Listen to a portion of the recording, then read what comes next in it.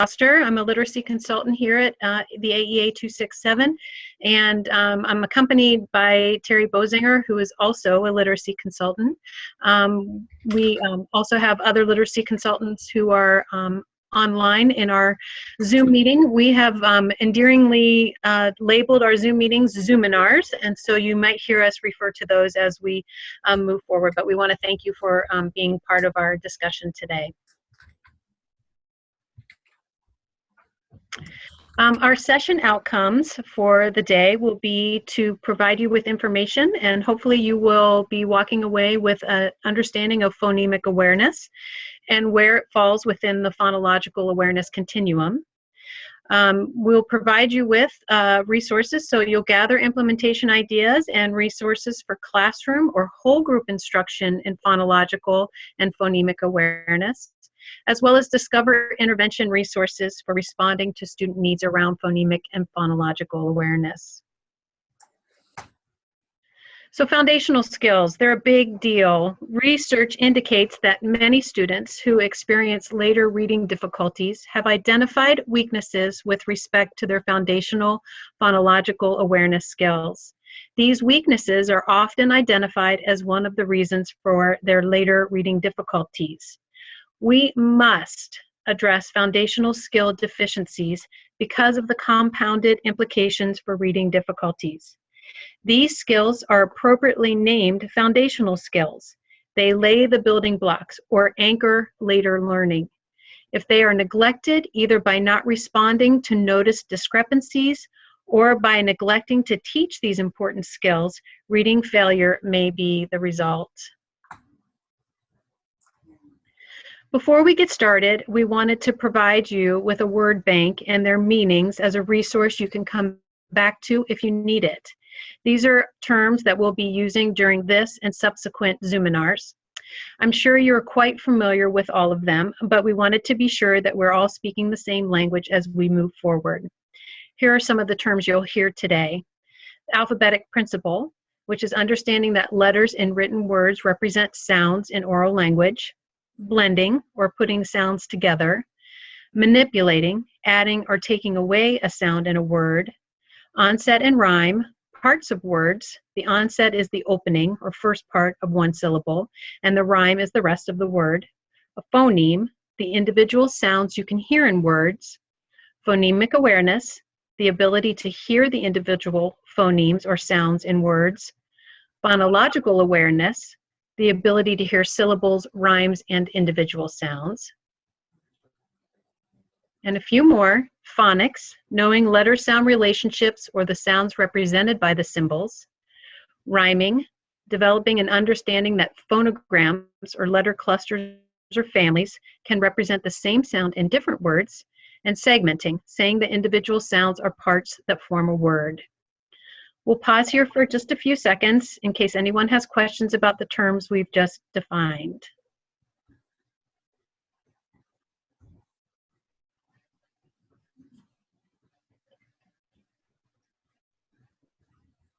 Looks like we're good to go, so we'll keep going. According to the National Institute for Literacy and the National Reading Panel, phonemic awareness is one of the building blocks for teaching our children to read. It's important to note that oftentimes phonemic awareness and phonological awareness are used interchangeably. However, this is not an accurate use of the terms. Phonological awareness is the broad term that includes phonemic awareness, but it is more encompassing. Phonological awareness is the overarching continuum or umbrella, if you will, of beginning reading development. Phonological awareness refers to the ability to hear and manipulate sounds at the word, syllable, and phoneme level, and includes, going from the simplest to the most complex, rhyming, alliteration, sentence segmenting, syllables, onset and rhyme, and phonemes. Research indicates that the phoneme level of phonological awareness, or phonemic awareness, is the most critical for learning to read. So, by definition, phonemic awareness is the ability to hear, identify, and manipulate individual sounds or phonemes in spoken words. Just a reminder that phonemes are the smallest units that make up our spoken language. Hang on for 1 second. Terry needs to provide a link to the PowerPoint. Okay.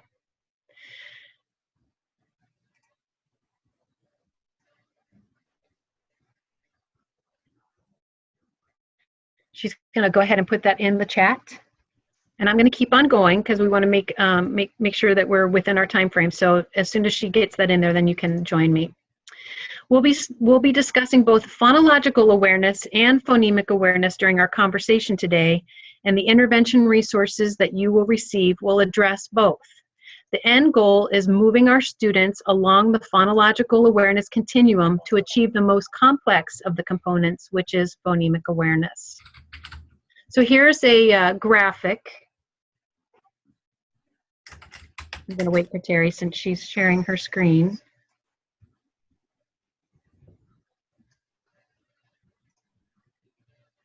Looks like that link is in there. Okay, we're good to go? Can I see it? Everybody see the link? And we're, okay, yeah, we got it. Good.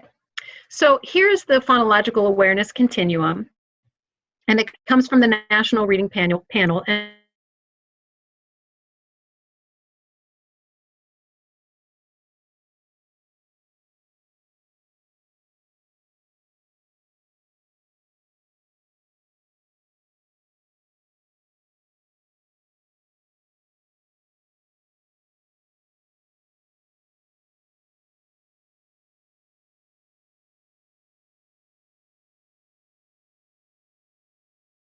great.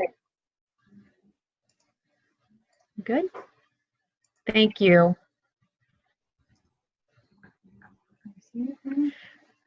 Everybody see Terry's screen now? You should be on phonological awareness continuum. I'm seeing shaking heads. No. No.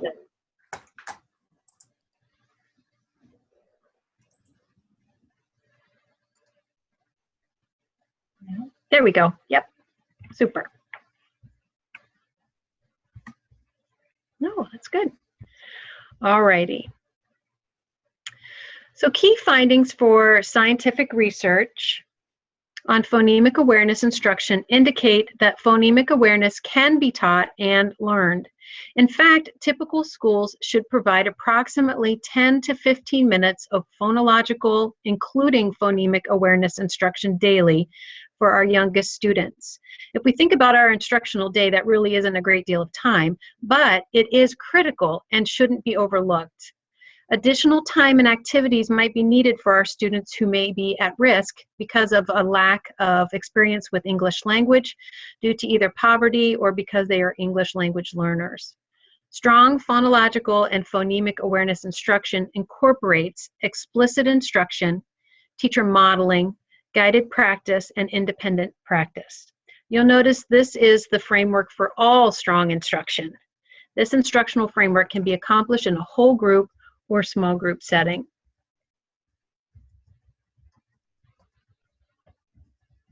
Gotta change the. So let's take a look at the individual components that should be included in your phonemic awareness instruction. Just a note that these concepts will be discussed later in our Zoominar and are represented both in resources for whole group instructional activities as well as the Phonemic Awareness Intervention Bank of activities that you'll have access to. Effective phonemic awareness instruction should include phoneme isolation. Children will recognize individual sounds in a word. For example, the teacher might say, "What is the first sound in ban?" And the student response would be, "V." Phoneme identity. Children recognize the same sounds in different words. For instance, the teacher might ask, "What sound is the same in fix, fall, and fun?" And the student's response would be, the first sound is the same. For phoneme categorization, children recognize the word in a set of 3 or 4 words that has an odd sound. In this case, the teacher might ask, which word doesn't belong? Bus, bun, rug. Student response should be that rug doesn't belong because it doesn't begin with B. Phoneme blending. Students listen to a sequence of separately spoken phonemes and then combine them to form a word. This might sound like the teacher asking, "What word is B, I, G?" Students would respond with big. B, I, G is big. The teacher would follow this with, "Now let's write the sounds in big." The teacher would write big on the board or an easel, and using her finger in a left to right sweep would invite students to read or say the word big. Finally, phoneme segmentation. Students break a word into its separate sounds, saying each sound as they tap or count. For example, a teacher might ask, "How many sounds are in grab?" Students would say the sound slowly while tapping and counting and respond 4 sounds, G, A, B.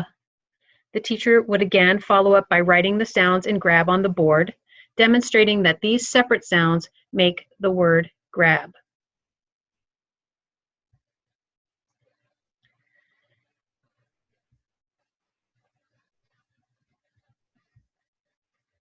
So let's stop for a minute and think about some questions. Are there any questions or clarifications that you need to ask or need regarding the continuum of phonological awareness or the importance of phonemic awareness in learning to read? Patty, I have a question. So in those last 2 examples, you started out with orally having the student make or blend or segment a word, but then you move to the written piece with the alphabetic principle there. So is it safe to say that when you are working on phonological awareness, that oftentimes it overlaps with phonics?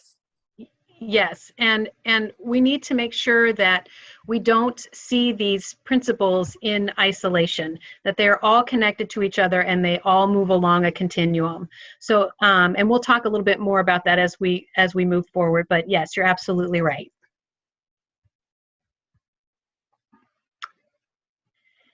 Any other questions?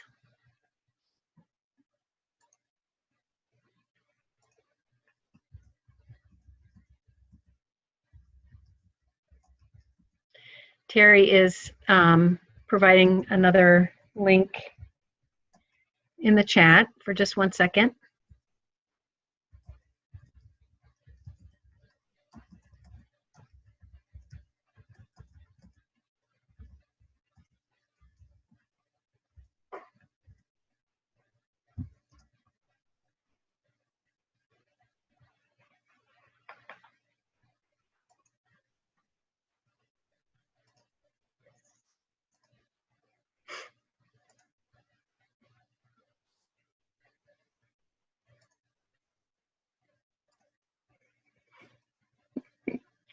Okay, super.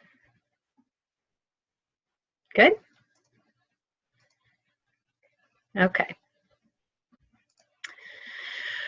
So we want to reiterate that we're not going to teach these skills in isolation.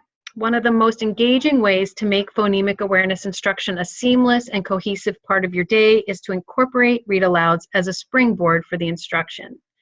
Read-alouds not only provide the model for what fluent reading sounds like, but it engages students' interest, motivation, and listening comprehension. With some planful consideration, the read-aloud can be the cohesive thread throughout your instructional day, providing a wealth of mentoring around multiple learning to read components.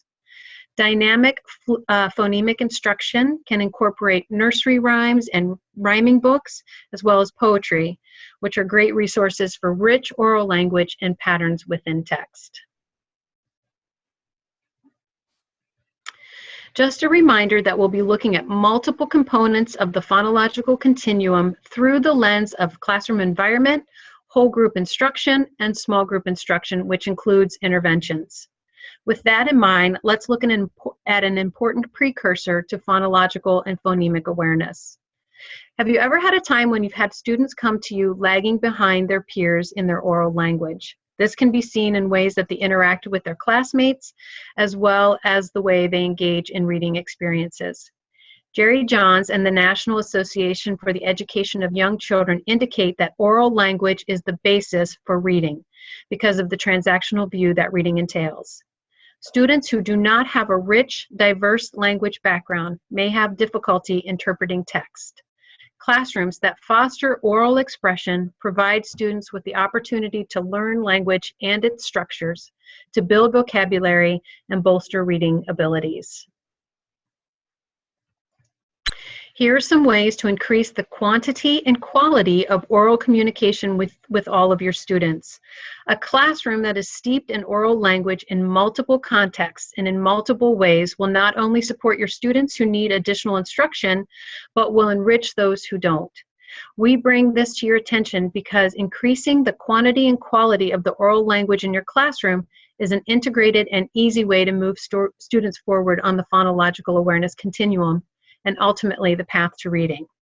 So some suggestions for increasing the quantity and quality of oral communication among students include providing a concrete experience and having students discuss the event, echo reading to give students an opportunity to repeat sentences that use appropriate syntax, using pictures from stories, from read-alouds or shared reading to have students retell the story, provide students with pictures and encourage sharing, bring in objects and have students discuss what they know about them, especially ones that relate to topics being studied or read.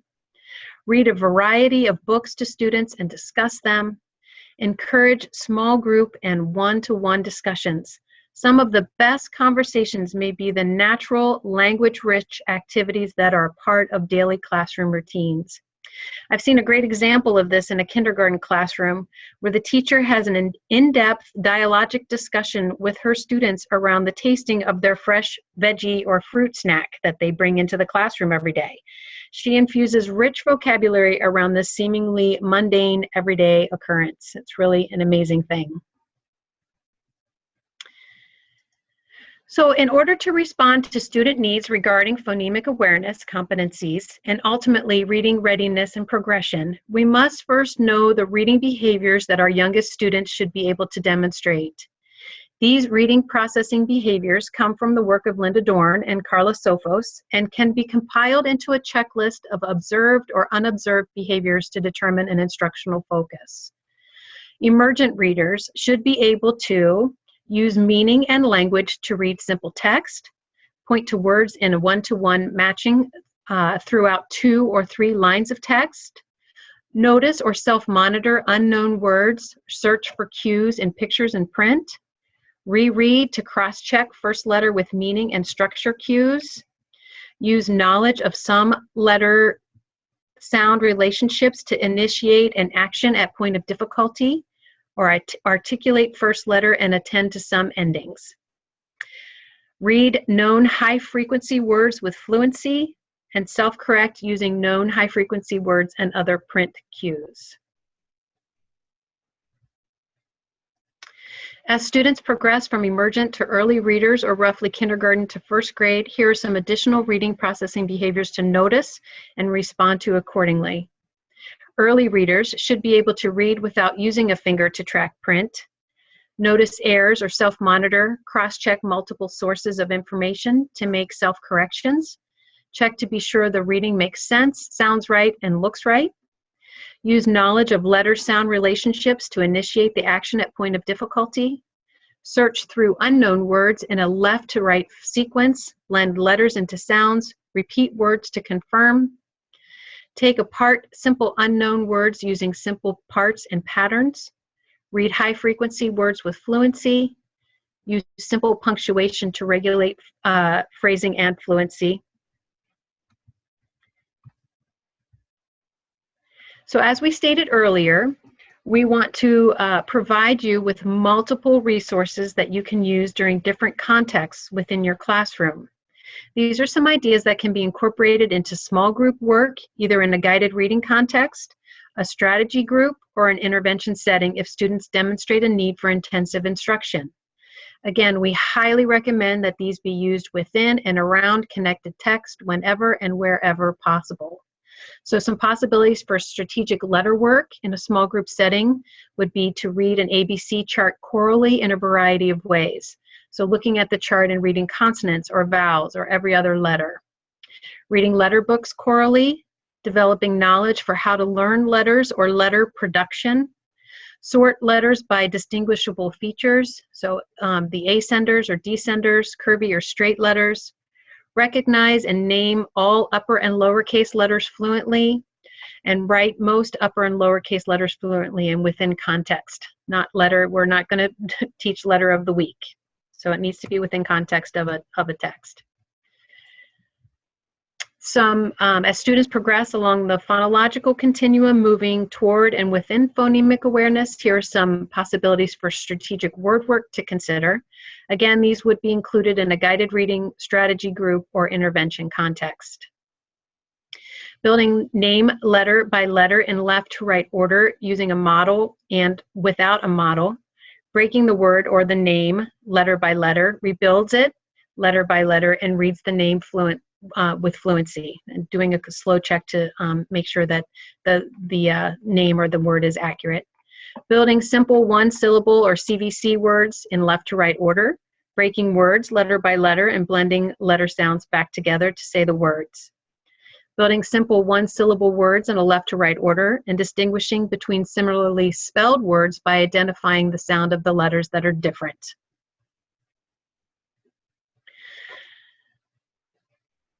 Here are a few more possibilities. Recording simple high-frequency words or CVC words in a personal dictionary using first letter, reading recorded words fluently. Build known words with CVC pattern, breaking the words using onset and rhyme, blending the parts back together, reading words with fluency.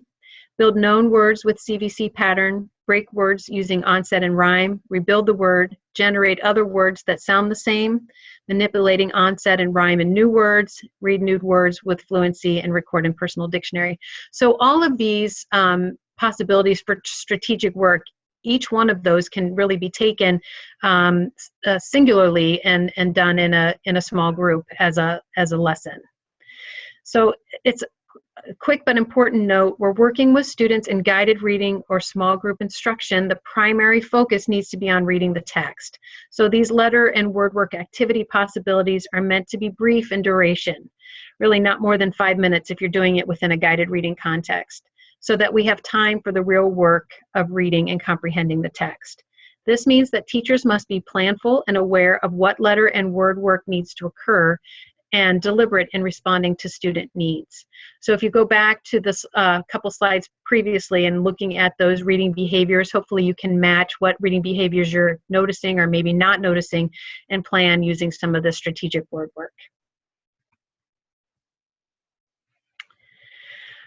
We wanted to make sure that you see a connection with the Iowa Core Standards. So here's the Iowa Core Standards and what they say about phonemic awareness. So hopefully you'll see the connection between the standards and the whole group and intervention instructional practices we've discussed. Here are the phonological awareness standards for kindergarten, and these are found in the reading foundational skills. Kindergarten, I'll let you read through those.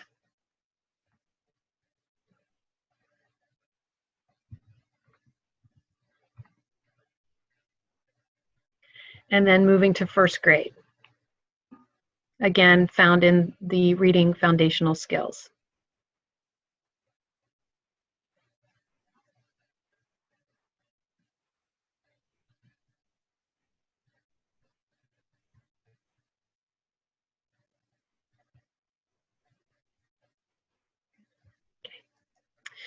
So, in trying to answer the question, what do I do?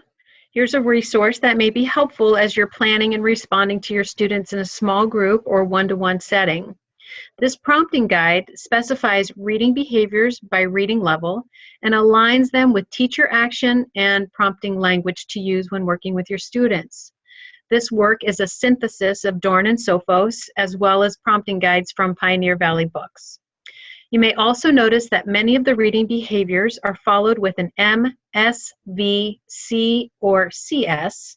Those of you familiar with Mari Clay's coding for running records might recognize the MSV as coding for meaning, structural, or visual information as used in the analysis of a running record. The C stands for comprehension, and the SC for self-correcting behaviors.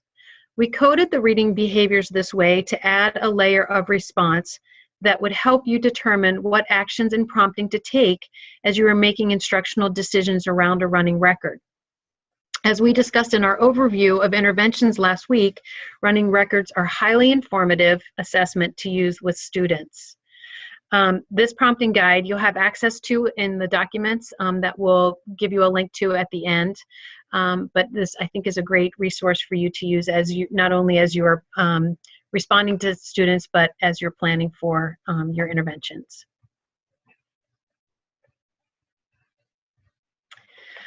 Joe had a question about, the codes on the side. Those are reading levels. So you'll notice that in the green, we have A \1 through C \4. So there are two different ways of looking at the reading levels. The A, the letter level is a Fontes and Pinnell guided reading level, and the numeric the numeric levels are DRA2 level. So it's just either looking at it through a Fontes and Pinnell framework or a DRA2 or DRA or reading degree numeric reading levels, but those are basically text levels. Any other questions about this? Good. Okay. Well, this is a great time to stop and ask some questions. So do you have any questions that are bubbling up as you think about what you know about your students' reading behaviors? As you're looking through all of these, hopefully some ideas are coming to you. Oh, I noticed that in my kiddos. Or are there any clarifications that you need regarding how you would respond to specific student needs?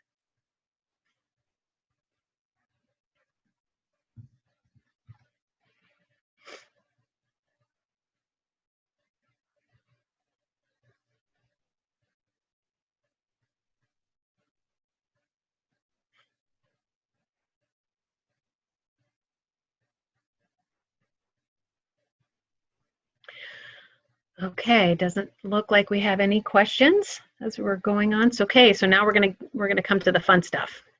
Not that the previous stuff hasn't been fun. All right, so now that we've gained some understanding of phonological awareness continuum with an emphasis on phonemic awareness and its importance, we're going to spend the remainder of our time exploring the resources that you will have access to for planning and implementing whole group and small group instruction. Small group instruction includes an intervention framework in response to FAST data, as well as a body of evidence collected regarding student progress. Just a reminder that last week, Terry provided an overview of interventions, including specific information regarding the Eli Law 27968. If you missed that discussion last week, you can find the link to the recording of the Zoom meeting on the AEA 267 website under Curriculum, Content, and English Language Arts tabs. And the link will be right there for you. So last week we discussed that the classroom intervention is the first wave of defense in intervening on a student's behalf. Terry also discussed the importance of seeing the FAST assessment as it is intended. It's a screener for determining projected reading success. As we're now discovering, we may have students who are in need of an intervention as outlined by the criteria of the FAST assessment. While FAST gives us good information, an outline, if you will, of students' skill-based knowledge, it doesn't necessarily fill in those lines with the many shades of responses necessary to provide targeted instruction and bolster student reading performance. In short, it's not a diagnostic assessment by design. So in response, we've created an intervention bank resource to help guide your thinking, planning, and instruction both in whole group setting as well as an intervention or small group setting. You'll notice that this document provides you with instructional ideas and resources that address multiple components of the phonological awareness continuum with the end goal of moving our struggling or striving students into the complexities of phonemic awareness. So we're going to take a look at this document. It's the Intervention Bank resource, and in just a second, Terry's going to stop sharing, and I'm going to start sharing. And did you put the link? I'll put it in there. Okay. No, I have not. It is in there. Apparently, the link I provided earlier Okay. is the link. So let me just copy it. Okay. So you'll have the link to this document. And hang on one second. I'm gonna swap around here. And I'm going to share my screen.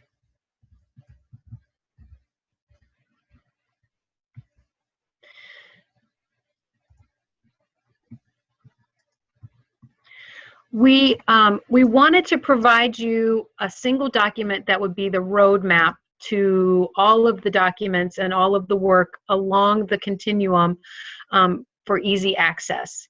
So you'll notice as you look through the document that it considers the phonological awareness continuum. So we're looking at information around oral language, alphabet knowledge. Can you see my screen? Okay, good. Alphabet knowledge, rhyming, syllabic awareness, alphabetic principle, onset and rhyme, and then finally phonemic awareness. So this is the phonological continuum, phonological awareness continuum here.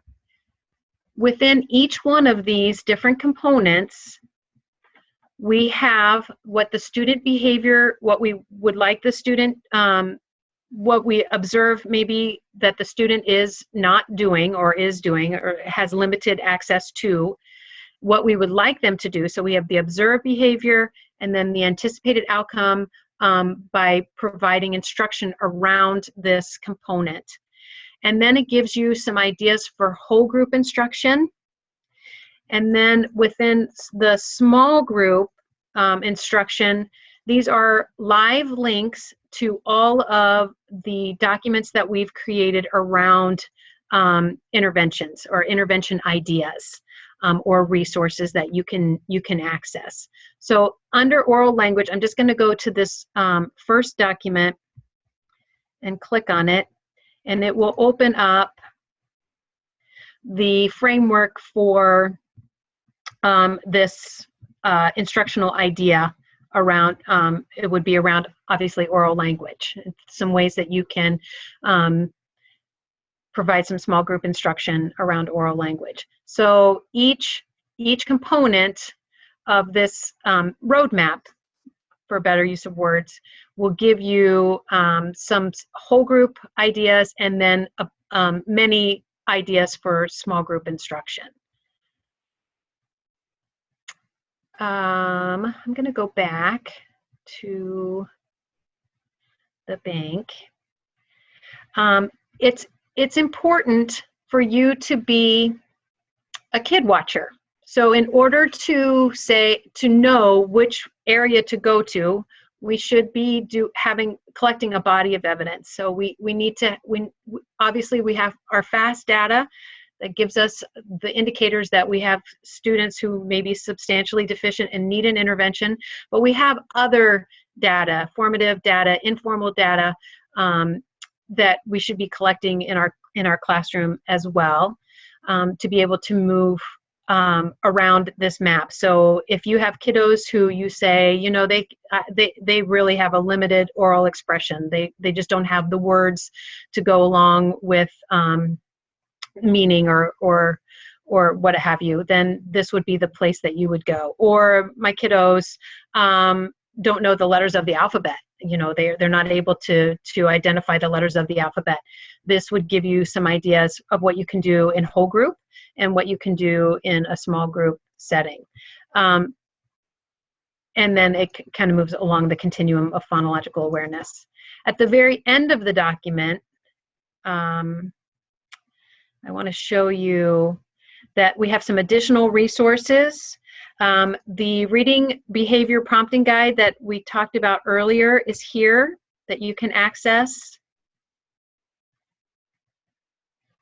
Oh, and this is good to note. Some of these documents are PDF files, and in that case, it's going to bring up the whole list of documents that are available. So if it's a PDF file, you're going to need to remember what you're looking for. It's not going to take you directly to the. It's not going to take you directly to the document. It's going to take you to the list of documents. So in this case, we are looking for the reading behaviors prompting guide, and that's what you'll see, and you can download that to your computer. Also on this end of this document is the link for the Iowa Reading Research Center and the Florida Center for Reading Research, which also gives you some great resources for information. And then there are 2 articles about phonemic awareness in young children, or the development of phonemic awareness in the classroom, that are written by the phonemic awareness gurus, Yap, and Yap. What else can I show you?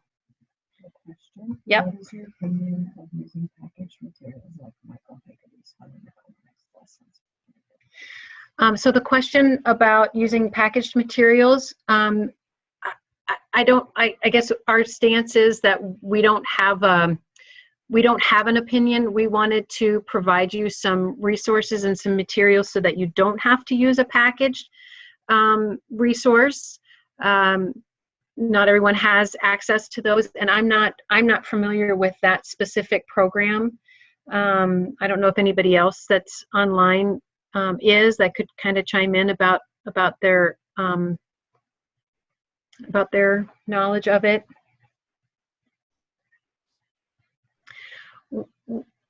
We our goal is to provide some resources that you can use without having to purchase materials.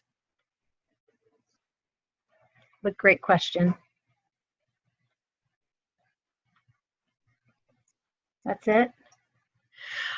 Some of these, when you click around, you'll notice, and I can't remember which ones, some of them are multiple, let me see if I can find one, are multiple, there are multiple resources in one document. Here we go. So for instance, there are, these are all different things that you can do around rhyming. And can be used in conjunction with each other within a small group. So, they could be part of a whole intervention framework for, for an extended period of time or for a certain duration of time. I think it's important that, because we're dealing with our youngest students, especially, well, it would be important for all of our students, but we want to make these as engaging and fun to do. It's not meant to be skill and drill. It's meant to be interactive and fun. Again, around connected text as much as possible. So I know we talked last week, we had some schools who are have some RTI time built into their master schedule, where they have a half an hour block of intervention built in. Obviously some of these things are not going to take a half an hour to do. So if you have that kind of a framework, my suggestion would be highly to do an interactive read aloud along with this intervention. So anytime you can, again, support that oral language and do some reading aloud to your students, and then connecting your intervention or your word work or letter work time to that read aloud or shared reading is, I think, going to be powerful.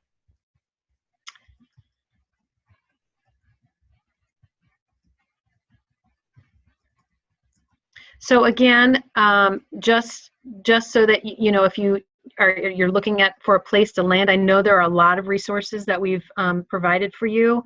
This planning or this intervention bank, I think is the roadmap that you need to go to and again, everything is linked to this that you'll need. We just wanted you to have a place to land so that all of the things were not so overwhelming as far as, wow, there's a lot of things here too that we could use, and so that it's connected actually to a reading behavior and an anticipated outcome from using it. Other questions that we want to address?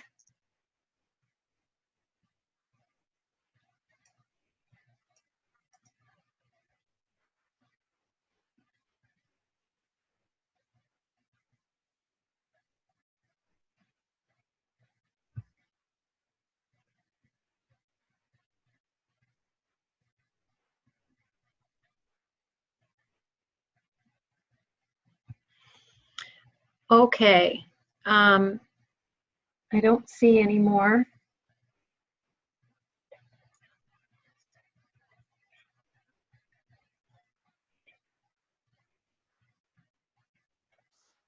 Oh, thanks, Terry. So this document, you're going to see, we'll have four more Zoominars around the other building blocks of reading. So next week is phonics, followed by fluency, comprehension, and vocabulary. And you will see this same format for the intervention bank. So next week's will be labeled phonics, but it will be the same kind of framework. So we wanted to provide a cohesiveness to access to the materials. And so, so you'll be able to access all of the information through this bank, if you will, or roadmap as we move forward through the different components. How do you use your perspective on providing tier 1 interventions with phonemic awareness focus for most kindergartners? You feel this is appropriate? Well, let me look at that again. What is your perspective on providing tier 1 intervention with phonemic? I guess you're going to need to allow your student data to guide you. If you're already providing phonemic awareness instruction in your reading block, then I would say keep doing that. And maybe some of the reading behavior information that we gave you today might help you determine if there's a significant need within those reading behaviors or a specific reading behavior. I would say that, you know, again, with data, and Joe might be able to speak to this as well, you know, if 80% of your students are right on task or on board with that specific reading behavior, I don't think you need to do a tier 1 intervention with all of your students. So if you're providing that instruction for all of your students, and allowing your student data to drive whether you need to go back and reteach or to provide a tier 1 or a class, you know, like a classroom intervention, I think that's probably going to be the best bet. Joe, would you have any other ideas around that? No, I would say the same thing, that multiple sources of data will help guide how, will give you feedback in terms of how all your instruction in those critical phonological, phonemic awareness areas are working. One thing that I'll mention is we can't wait for the screening data, fall, winter, and spring, to make that analysis. We need to have enough data that we're collecting day in and day out through embedded formative assessment practices to give us that feedback. But the universal screening fall, winter, and spring will certainly give us some additional indication for that. So, Miss Smith, did that answer your second question? So Joe, in the chat it says many of our students are substantially deficient. So therefore this would be applied for only those students. I guess can you clarify what exactly you're asking there? Maybe you could just unmute and ask if you feel comfortable. Or maybe Joe just answered your question. One of the things Hello, Hi. Hi. Hi. Okay, so I'm asking because we, as Marshalltown Community School District, we have quite a few students who are substantially deficient. And we're wondering if we should focus many of those Tier 1 interventions around phonemic awareness. And I'm feeling that after what you've shared today, that would be developmentally appropriate. I just want to make sure that I'm understanding that correctly. So I guess my clarifying question then would be: Are you providing direct instruction around phonemic awareness within your reading block already? Yes, through interactive writing. So maybe some of the ideas that we provided for whole group instruction might help guide you along with your whole group instruction. And I think interactive writing is I would say a powerful instructional framework. But so maybe since you do have a significant amount of students who are substantially deficient, maybe changing some things up or adding some things might be appropriate. Okay. So you're thinking to the whole group or the core instruction that we'd need to change with our phonemic awareness. Are we talking greater than 60% of your students? In some cases, yes. In some cases, not all.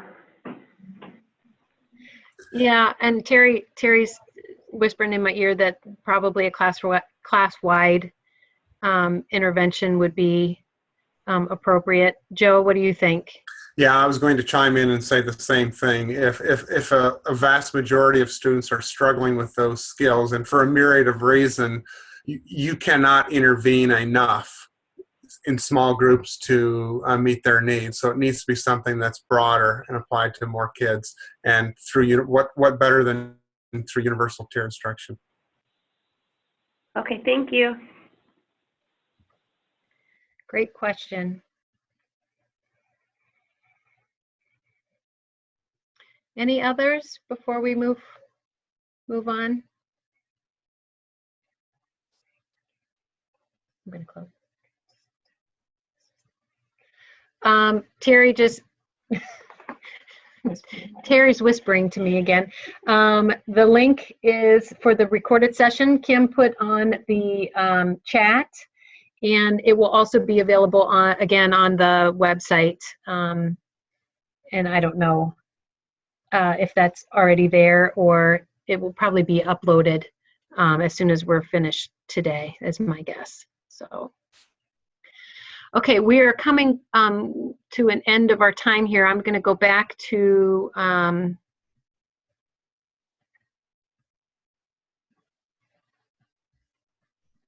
slides here. We already went through that. So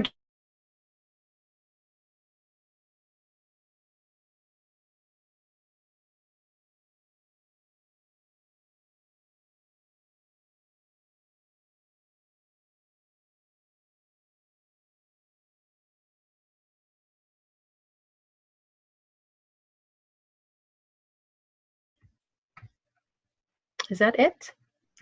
That might be it. We will stay on the line for a little bit should additional questions arise, and so then we can individually deal with any input that we might have. On behalf of Terry and Patty, I would like to thank you so very much for taking time out of your busy schedule to join us with sharing some of this information.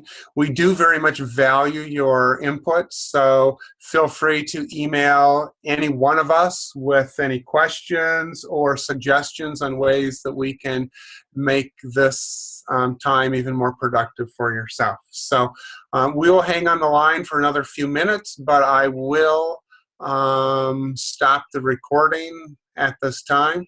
And have a great rest of the evening and stay warm. Patty, Terry, any last comments? Nope, just thank you very much. Keep doing what you're doing.